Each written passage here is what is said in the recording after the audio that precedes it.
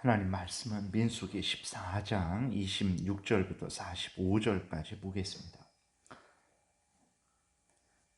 우리 교독하겠습니다. 여호와께서 모세와 아론에게 말씀하여 이르시되 나를 원망하는 이 악한 회중에게 내가 어느 때까지 참으랴. 이스라엘 자손이 나를 향하여 원망하는 바 그 원망하는 말을 내가 들었노라.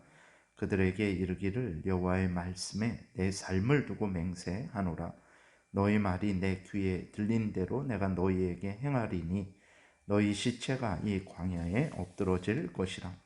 너희 중에서 20세 이상으로서 계수된 자 곧 나를 원망한 자 전부가 여분네의 아들 갈렙과 눈의 아들 여호수아 외에는 내가 맹세하여 너희에게 살게 하리라 한 땅에 결단코 들어가지 못하리라.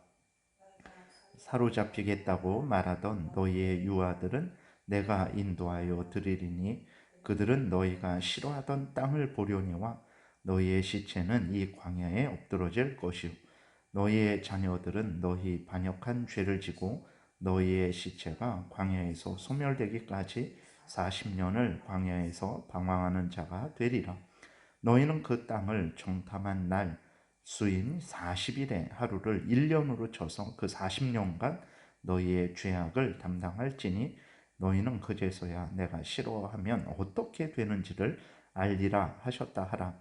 나 여호와가 말하였거니와 모여 나를 거역하는 이 악한 온 회중에게 내가 반드시 이같이 행하리니 그들이 이 광야에서 소멸되어 거기서 죽으리라. 모세의 보냄을 받고 땅을 정탐하고 돌아와서 그 땅을 악평하여 온 회중이 모세를 원망하게 한 사람 곧 그 땅에 대하여 악평한 자들은 여호와 앞에서 재앙으로 죽었고 그 땅을 정탐하러 갔던 사람들 중에서 오직 눈의 아들 여호수아와 여분네의 아들 갈렙은 생존하니라.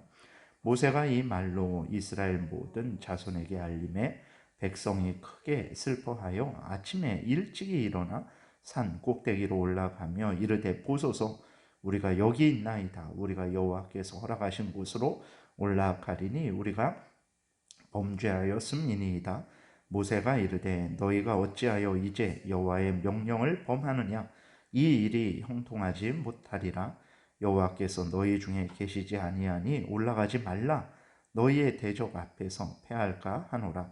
알말렉인과 가나안인이 너희 앞에 있으니 너희가 그 칼에 망하리라. 너희가 여호와를 배반하였으니 여호와께서 너희와 함께하지 아니하시리라 하나 그들이 그래도 산 꼭대기로 올라갔고 여호와의 언약궤와 모세는 진영을 떠나지 아니하였더라.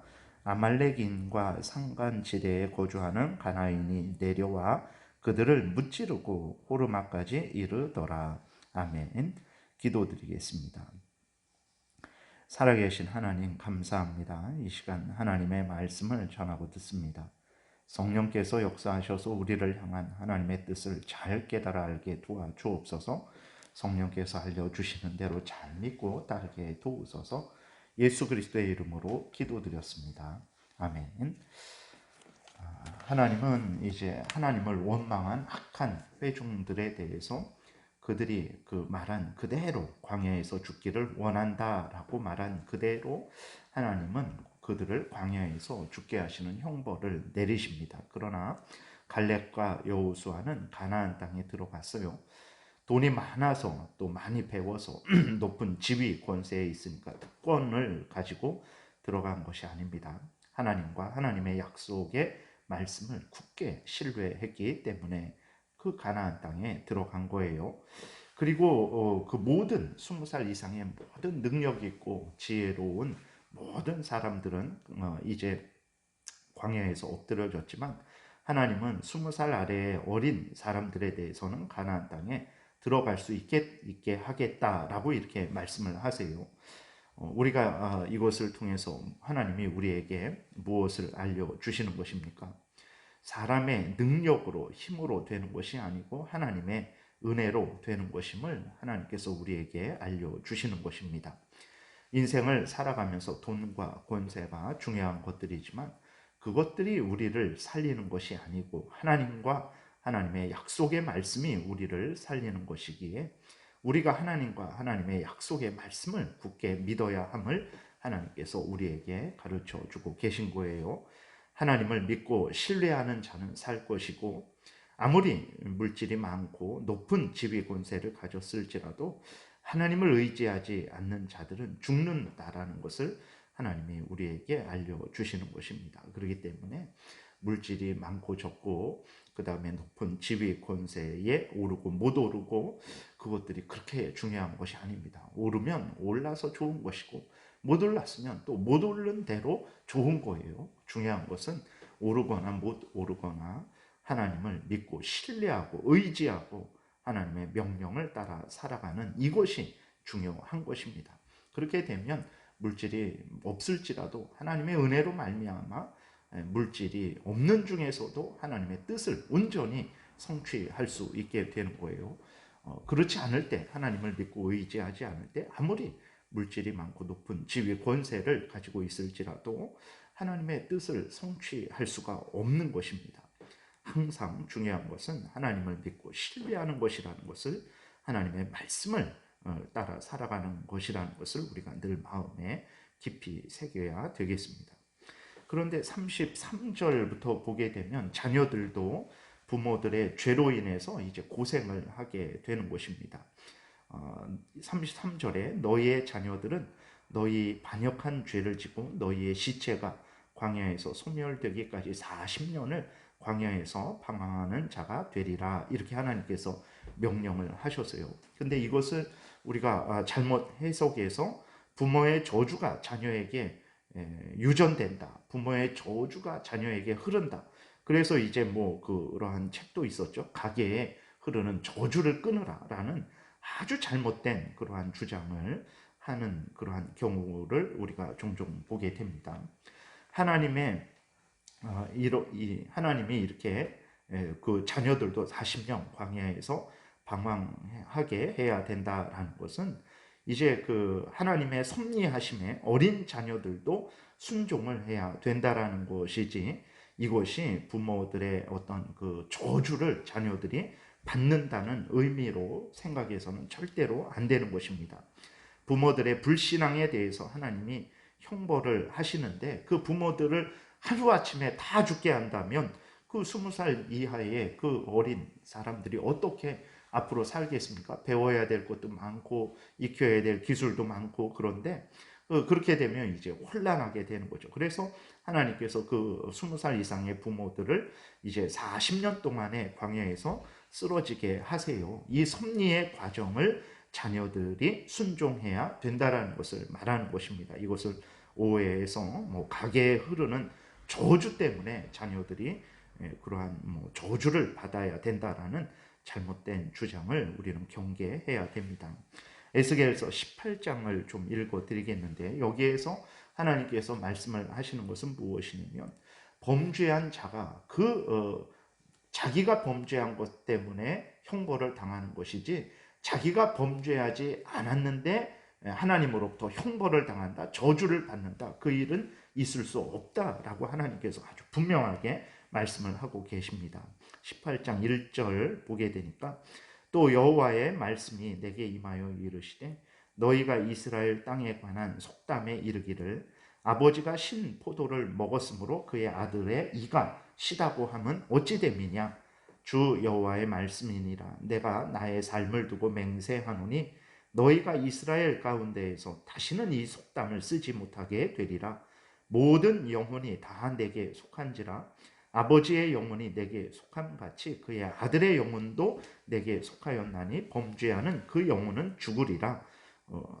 그러니까 각각의 영혼, 그러니까 아버지와 아들의 관계일지라도 아버지가 범죄했으면 아버지가 그 범죄에 대한 형벌을 받는 거예요. 아들이 범죄하지 않았으면 아들은 그 형벌을 받지 않는 것입니다. 에스겔서 18장 19절, 그런데 너희는 이르기를 아들이 어찌 아버지의 죄를 담당하지 아니하겠느냐 하는도다. 아들이 정의와 공의를 행하며 내 모든 율례를 지켜 행하였으면 그는 반드시 살려니와 범죄하는 그 영혼은 죽을지라. 아들은 아버지의 죄악을 담당하지 아니할 것이요 아버지는 아들의 죄악을 담당하지 아니하리니 의인의 공의도 자기에게로 돌아가고 악인의 악도 자기에게로 돌아가리라. 아주 분명하죠. 범죄한 그 사람이 죽는 거예요. 아무리 아버지가 범죄했을지라도 아들이 하나님 앞에 바로 서면 아들은 죽지 않습니다. 29절 그런데 이스라엘 족속은 이르기를 주의 길이 공평하지 아니하다 하는도다. 이스라엘 족속아 나의 길이 어찌 공평하지 아니하냐. 너희 길이 공평하지 아니한 것 아니냐. 주 여호와의 말씀이니라. 이스라엘 족속아 내가 너희 각 사람이 행한 대로 심판할지라. 너희는 돌이켜 회개하고 모든 죄에서 떠날지어다. 그리한즉 그것이 너희에게 죄악의 걸림돌이 되지 아니하리라. 하나님이 아주 분명하게 말씀을 하셨죠. 18장 에스겔서 18장 30절에 주 여호와의 말씀이니라. 이스라엘 족속아 내가 너희 각 사람이 행한 대로 심판할지라 라고 이렇게 하나님께서 말씀을 하신 것을 보게 됩니다. 범죄한 자가 죽는 거예요.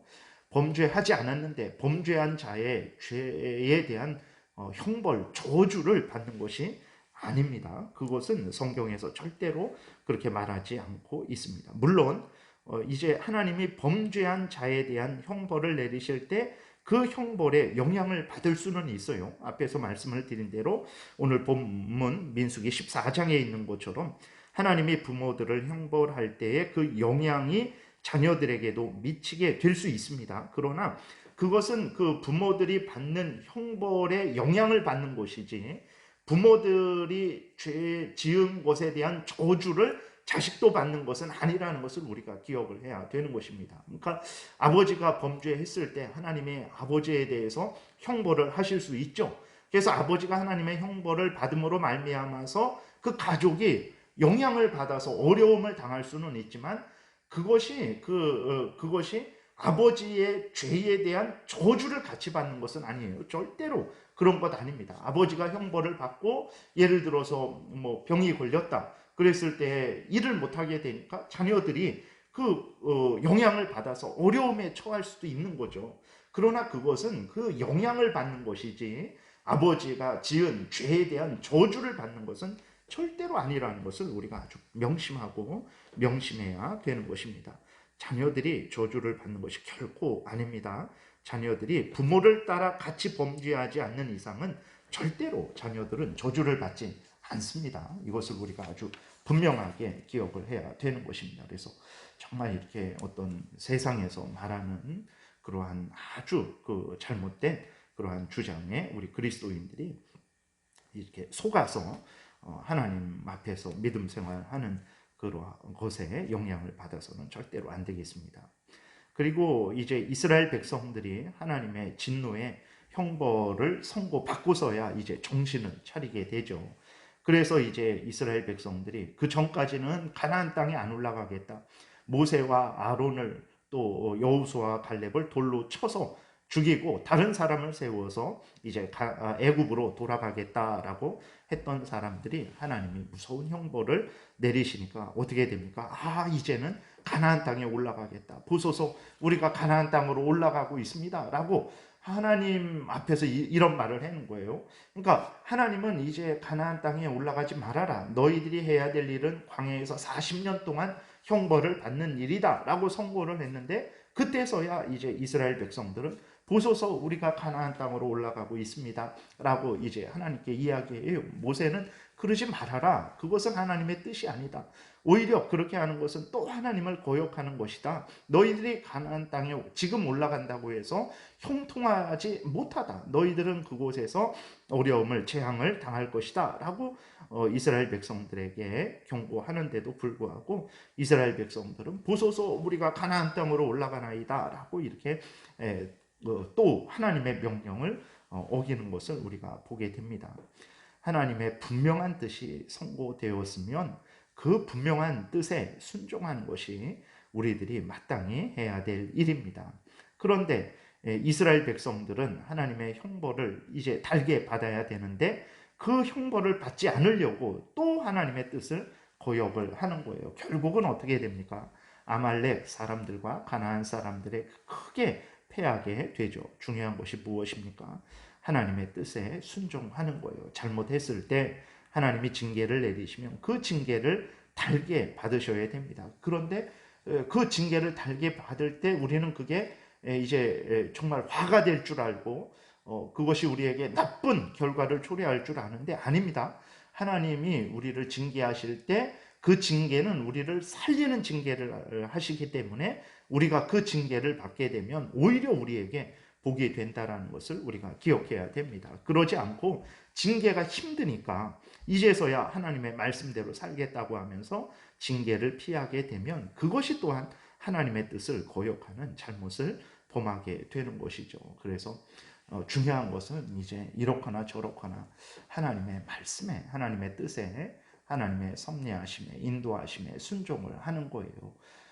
그래서 잘못해서 하나님으로부터 징계를 받을 때에 그 징계는 우리를 살리는 징계라는 것을, 아버지가 아들에게 하는 징계라는 것을 우리가 명심하고 달게 받으면 됩니다. 그러면 하나님께서 용서하시고 다시 우리를 때가 되면 회복시켜 주시고 복되게 인도를 해 주시는 거예요. 이스라엘 백성들처럼 징계 받기 전에도 자기들을 위해서 자기의 좋은 길만 찾아 헤매고 징계가 선언되었는데도 그때에도 또 자기들을 위해서 자기들에게 해가 되지 않고 피해가 되지 않고 자기들이 좋은 길로만 행하는 것.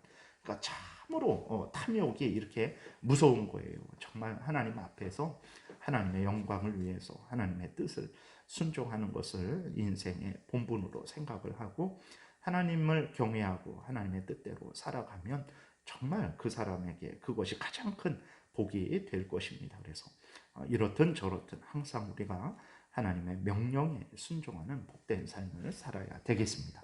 기도드리겠습니다. 살아계신 하나님 감사합니다. 오늘도 은혜를 내려주셔서 감사합니다. 하나님이 성경을 통해서 알려주시는 대로 잘 믿고 따르게 도우소서. 오늘도 우리를 주장하셔서 어떤 형편 처지이든지 간에 하나님을 경외하고 살아가게 도우소서. 하나님의 명령을 따라 살아가게 도우소서. 예수 그리스도의 이름으로 기도드렸습니다. 아멘.